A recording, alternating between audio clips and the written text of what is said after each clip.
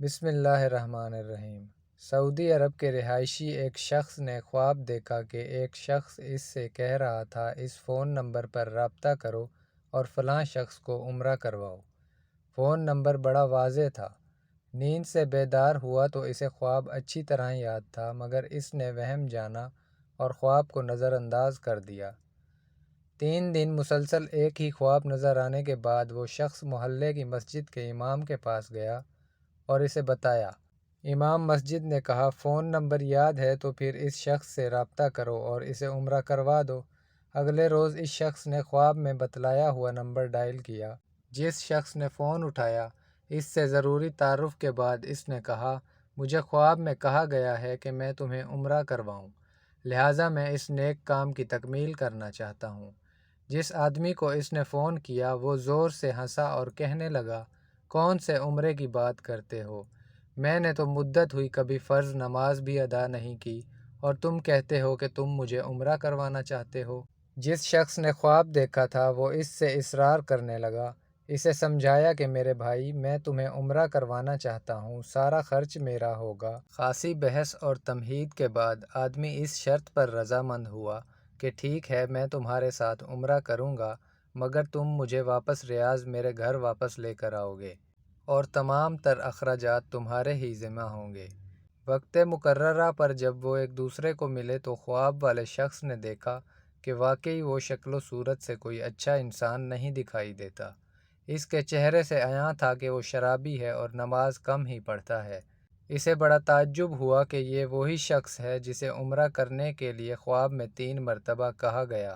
دونوں شخص مکہ مکرمہ عمرہ کے لیے روانہ ہو گئے۔ میقات پر پہنچے تو انہوں نے غسل کر کے احرام باندھا اور حرم شریف کی طرف روانہ ہوئے۔ انہوں نے بیت اللہ کا طواف کیا، مقام ابراہیم پر 2 رکعت نماز ادا کی، صفا و مروہ کے درمیان سعی کی، اپنے سروں کو منڈوایا اور اس طرح عمرہ مکمل ہو گیا۔ اب انہوں نے واپسی کی تیاری شروع کر دی۔ حرم سے نکلنے لگے تو وہ شخص جو بہت کوشش سے عمرہ کرنے پر آمادہ ہوا تھا کہنے لگا، دوست، حرم چھوڑنے سے پہلے میں 2 رکعت نفل ادا کرنا چاہتا ہوں، نہ جانے دوبارہ عمرہ کی توفیق ہوتی بھی ہے یا نہیں۔ اسے کیا اعتراض ہوتا؟ اس نے کہا، نفل پڑھو اور بڑے شوق سے پڑھو۔ اس نے اس کے سامنے نفل ادا کرنے شروع کر دیے۔ جب سجدے میں گیا تو اس کا سجدہ طویل سے طویل تر ہوتا چلا گیا۔ جب کافی دیر گزر گئی تو اس کے دوست نے اسے ہلایا۔ جب کوئی حرکت نہیں ہوئی تو اس پر انکشاف ہوا کہ اس کے ساتھی کی روح حالت سجدہ میں ہی پرواز کر چکی تھی۔ اپنے ساتھی کی موت پر اسے بڑا رشک آیا اور وہ رو پڑا کہ یہ تو حسن خاتمہ ہے، کاش ایسی موت میرے نصیب میں ہوتی۔ ایسی موت تو ہر کسی کو نصیب ہو۔ وہ اپنے آپ سے ہی یہ باتیں کر رہا تھا۔ اس خوش قسمت انسان کو غسل دیا گیا اور احرام پہنا کر حرم میں ہی اس کی نماز جنازہ ادا کی گئی۔ ہزاروں فرزندان اسلام نے اس کا جنازہ پڑھا اور اس کی مغفرت کے لیے دعا کی گئی۔ اس دوران اس کی وفات کی اطلاع ریاض اس کے گھر والوں کو دی جا چکی تھی۔ خواب دیکھنے والے شخص نے اپنے وعدے کے مطابق اس کی میت کو ریاض پہنچا دیا تھا، جہاں اسے دفن کر دیا گیا۔ چند ایام گزرنے کے بعد خواب دیکھنے والے شخص نے اس فوت ہونے والے کی بیوہ کو فون کیا۔ تعزیت کے بعد اس نے کہا، میں جاننا چاہتا ہوں کہ تمہارے شوہر کی ایسی کون سی نیکی یا عادت تھی کہ اس کا انجام اس قدر عمدہ ہوا۔ اسے حرم کعبہ میں سجدے کی حالت میں موت آئی۔ بیوہ نے کہا، بھائی تم درست کہتے ہو، میرا خاوند کوئی اچھا آدمی نہ تھا۔ اس نے ایک لمبی مدت سے نماز روزہ بھی چھوڑ رکھا تھا اور شراب پینے کا عادی تھا۔ میں اس کی کوئی خاص خوبی بیان تو نہیں کر سکتی، ہاں مگر اس کی ایک عادت یہ تھی کہ ہمارے ہمسایہ میں ایک غریب بیوہ اپنے چھوٹے چھوٹے بچوں کے ساتھ رہتی ہے۔